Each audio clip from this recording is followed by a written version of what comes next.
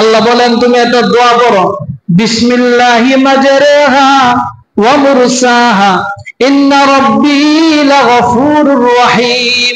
তুমি এই দোয়াটা পড়ে যখন নৌকায় যখন ডুববা, এই নৌকা এমনি এমনি আল্লাহর পক্ষ থেকে চলতে থাকবে। সেদিন আল্লাহ পাক যখন নূহ পয়গম্বরকে বললেন, নূহ পয়গম্বর এই দোয়া পড়ে যখন ডুবলেন, আর বন্যা শুরু হয়ে গেলে, এমন বন্যা নিচের দিকেও পানি ওঠে, আসমান দিকেও পানি পড়ে, পড়তে পড়তে তামাম পৃথিবী সব কিছু প্লাবিত হয়ে গেল। এমনকি যে পাহাড়টা সবচেয়ে উঁচু ছিল, ওই পাহাড়ের উপর থেকে প্রায় 15 ফিট পানি বের হয়ে গেল। ওই পাহাড় ডুবে গেল, ওই পাহাড় থেকে 15 ফিট পর্যন্ত পানি উপরে উঠে গেল। এই নৌকা এবার তামাম পৃথিবী সব জায়গায় তিনি ঘুরতে শুরু করলেন। এমনকি এখানে সব জায়গায় তামাম পৃথিবীর এমন কোন জায়গা নাই যে জায়গায় নৌকা চলে নাই, সব জায়গায় চলছে।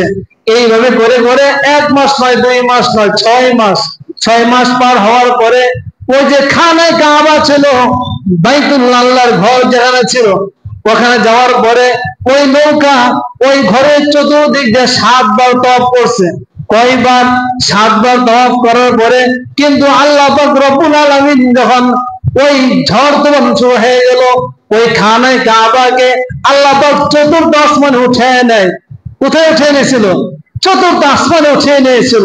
কিন্তু ওই নৌকা সেখানে ঘোরার পরে 7টা তওয়াফ করার পরে যদি পাহাড়ে গিয়ে ঠেক লাগছে, আছে না নাই? সন্দেহ আছে না নাই? সন্দেহ থাকতে পারে না? আল্লাহ ডাক দেবে, ইব্রাহিম পয়গম্বর ভয়ের কোনো কারণ নাই, তুমি একটু তাকায় দেখো বাদশাহর দিকে। বাদশাহ তো ইব্রাহিম পয়গম্বরের কাছে না, বহু দূরে। তাফসীর কিতাবের মধ্যে আসছে যে মাত্র পয়গম্বর ইব্রাহিম বাদশাহর দিকে তাকাইছে, আল্লাহ তাআলা বাদশাহ এবং পয়গম্বরের মাঝখানে যতগুলো গাছ ছিল, যতগুলো দেওয়াল ছিল, যতগুলো বাড়ি ছিল, সবগুলো আল্লাহ পাক ফাঁক করে দিয়া পয়গম্বর ইব্রাহিমকে দেখার জন্য সুবিধা করে দিলেন। সুবহানাল্লাহ। কাকে দেখে?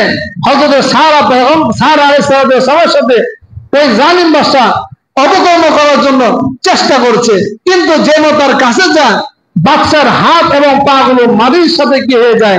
বেড়ে যায়। 1 বার 2 বার 3 বার হবে এমন। তারপরে চিন্তা করলো, না, এই তো জবরদস্ত মানুষ, এর সাথে এমন অপব্যবহার করা যাবে না, সংক্ষেপ করে দিলাম। এবার হযরত সারা আলাইহিস সালামকে মুক্ত করে দিলেন, ইব্রাহিমকে ডাকলেন, ডাকলে বললেন, যাও, তোমার সাথে আমার এই দরবারে একজন সুন্দরী রমণী একটা কি আছে, দাসী আছে, বাবি আছে, যার নাম হচ্ছে হযরত হাজরা আলাইহিস সালাম। বলেন, যাও, তোমাদের সাথে এই হাজরাকে আমি উপহার দিয়ে দিলাম।